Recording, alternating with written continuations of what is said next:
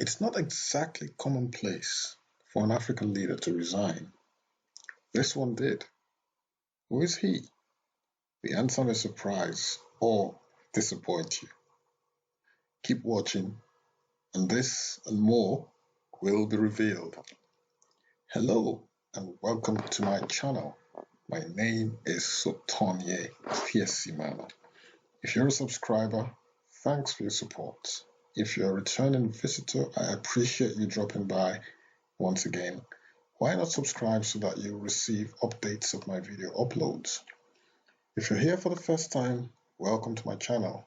Here I discuss events that have occurred on this day, significant events obviously, that have occurred on this day in history with a view to informing, hopefully entertaining, and most importantly, that we learn lessons from the positive events and negative events or mistakes of the past so that we hopefully do not repeat those mistakes, because as the saying goes, history tends to repeat itself.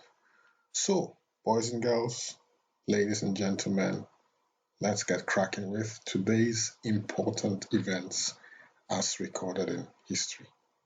First of all, in our usual tradition, we are going to roll back the blind.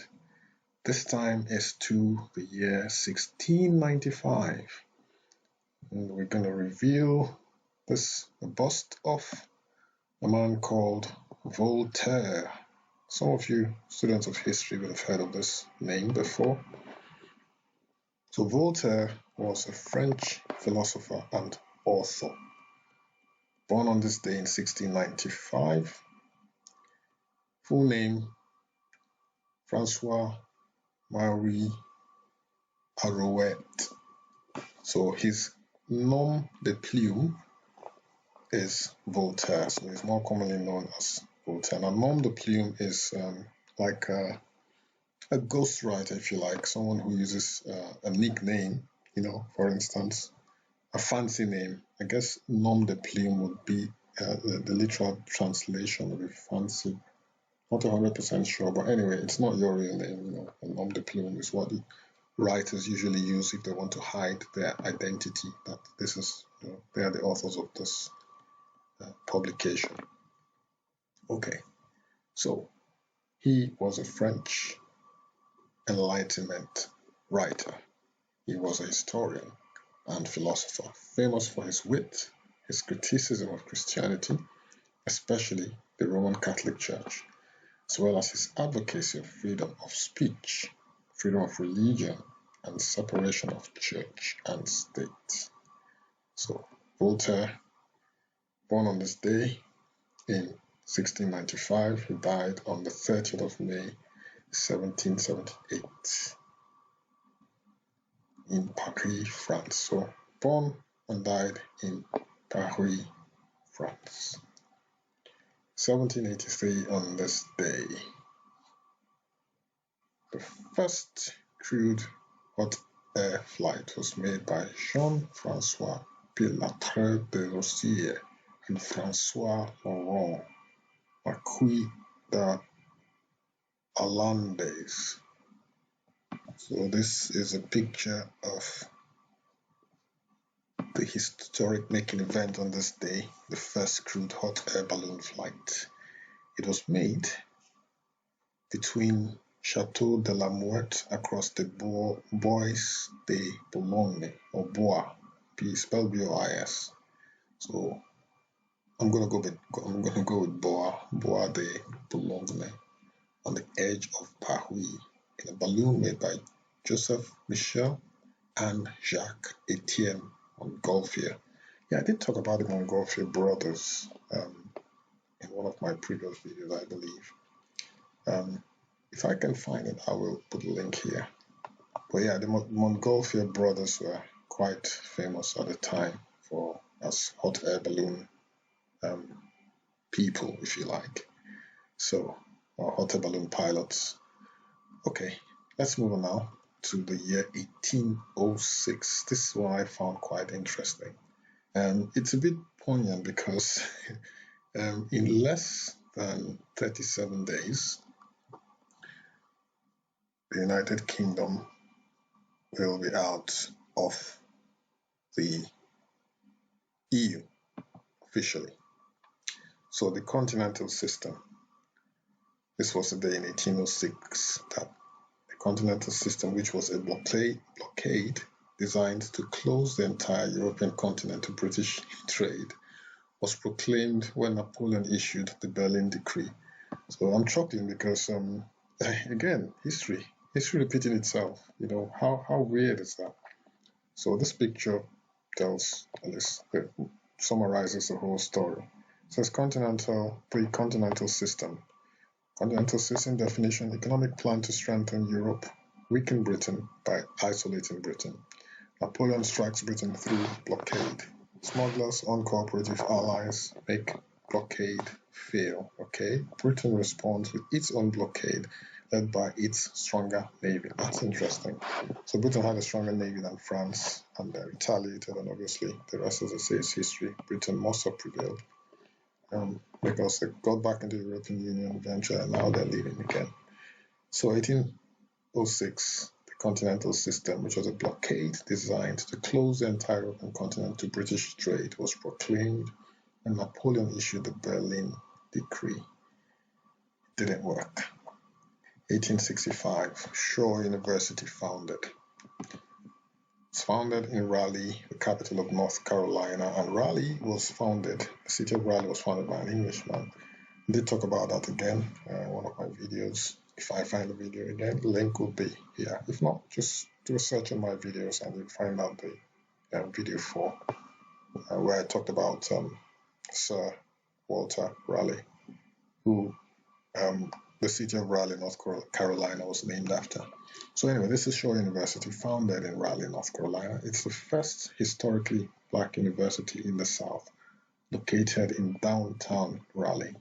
Shaw is a 4-year private co-educational liberal arts institution affiliated with the Baptist Church.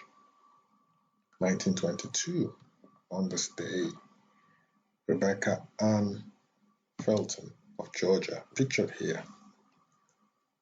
She was an American writer, lecturer, reformer, and politician. She was sworn into office, becoming the first woman seated in the U.S. Senate. Felton, who was appointed to the seat, served only 2 days. So she was sworn in, but 2 days later, she was out the door. Anyway, historic making event. History was made on this day when Rebecca Ann Felton was sworn in as the first woman seated in the U.S. Senate. So she was sworn in as a senator on this day in 1922. Last but not least, I did mention this at the outset, I did allude to this, and if you guessed right, yes, his name is President Robert Mugabe. This was the day in 2017, after some 37 years as leader of Zimbabwe. This was the day he resigned. First as Prime Minister and later as President again. So he ruled Zimbabwe first as Prime Minister and later as President. He resigned from office as the Parliament began impeachment proceedings against him. So basically, he was forced out. So, like I said, depending on the your view on things, you'll be either disappointed or surprised. Me, I was a bit of both, because having, you're being forced to resign. It's not really a resignation, is it? I mean, it's like he knew he was going to be impeached anyway. He had been in power for 37 years. He was in his 90s already, In my opinion, it was time to go, It was time to go ages and ages ago. But again, I also believe that the West should not impose their brand of democracy on Africa, on relatively young democracies or relatively young countries in Africa, because a continent that has been used to a monarchical system for centuries and centuries and centuries, used to having kings and queens rule over them for life. It's no surprise that when a president gets into office in Africa, he doesn't want to leave. It's something ingrained in them. It's going to take some time for that to wear off. But saying that, at the same time, you have a law, you have a democracy, you have an agreement that you cannot stay for more than 2 or 3 terms in office. You should honor that. You should honor that. So that's the other side of the coin, if you like. Then there's a third side, if you like, development in Africa. If there's a good leader who comes into power and he has shown that, he has been able to transform the country. A good example is Rwanda. Ghana is another one. Ghana is another good example. So there are few countries in Africa that have very, very strong, progressive, forward-thinking leaders. Those ones, if those leaders decide or the constitution allows them to stay for life, they should stay for life. That's my opinion.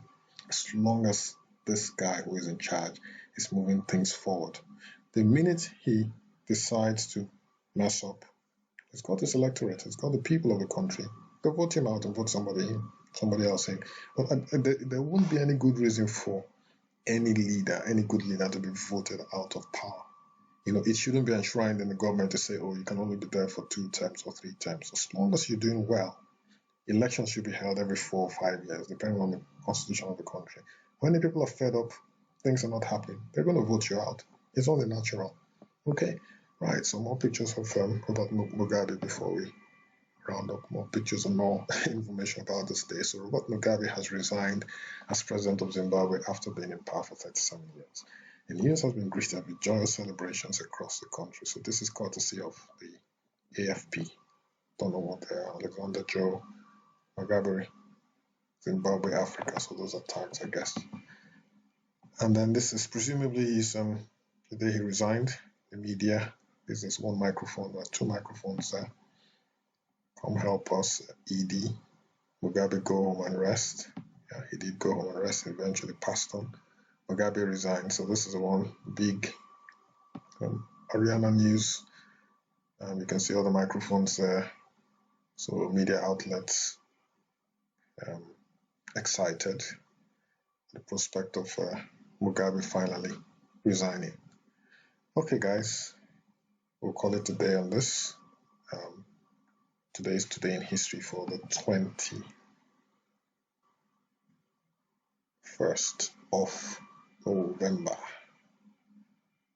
I'll see you again for another edition of Today in History on the 22nd of November. Stay safe, guys. Thanks for watching.